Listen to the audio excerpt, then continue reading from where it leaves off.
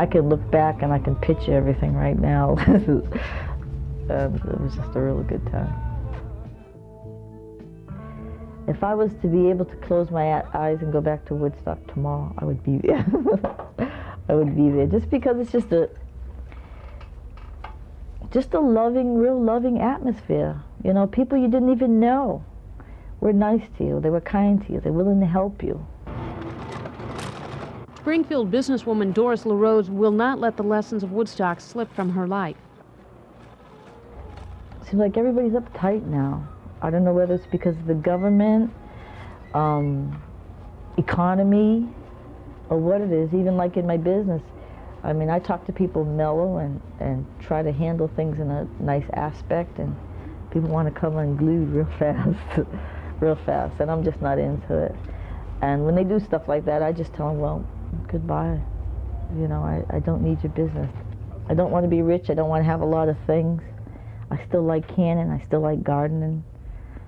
You know, I go up to the hot springs still. I like different stuff like that. And I just hope life doesn't change too much where we can't have that again.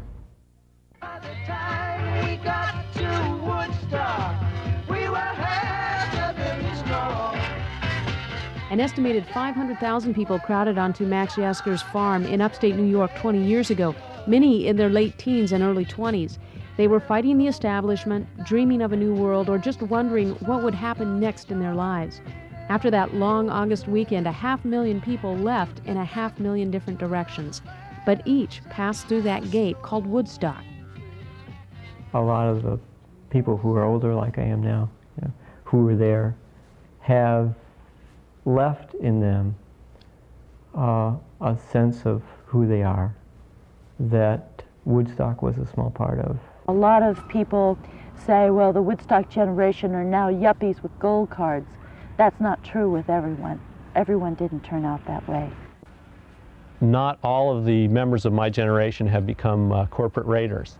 That there are many, many people who in their work and in their lives are still involved in trying to make a difference, in trying to affect some of those same things that we were concerned about in 1969. And Eugene attorney Mike Sobel says 1969 turned out to be a very long year, stretching from the fall of 1968 to the spring of 1970. Many think Woodstock was the high point. For that moment in time, among our age group, there was a feeling of trust and camaraderie that I've never experienced at any other time in my life.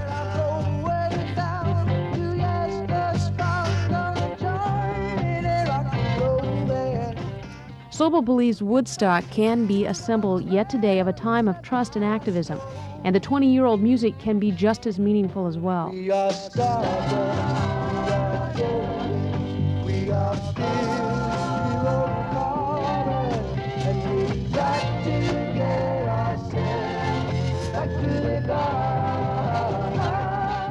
I don't think the words or the phrase something like "we are stardust, we are golden" are dated at all. And I don't think those words were meant to refer merely to one generation. I think they were meant to refer to everyone. I think in light of current ecological concerns, a phrase such as "we've got to get back to the garden" has more significance than ever.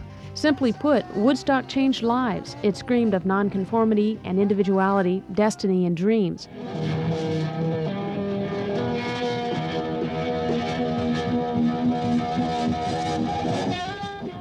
But what is the Woodstock legacy? The fellowship of sharing a joint is a memory in light of today's war on drugs. The price of casual sex today can be the harsh reality of acquired immune deficiency. And the undeclared war in Vietnam did end, but the end did not bring peace. For some, Woodstock will never be anything more than a very big outdoor concert. For others, it will always mean much more.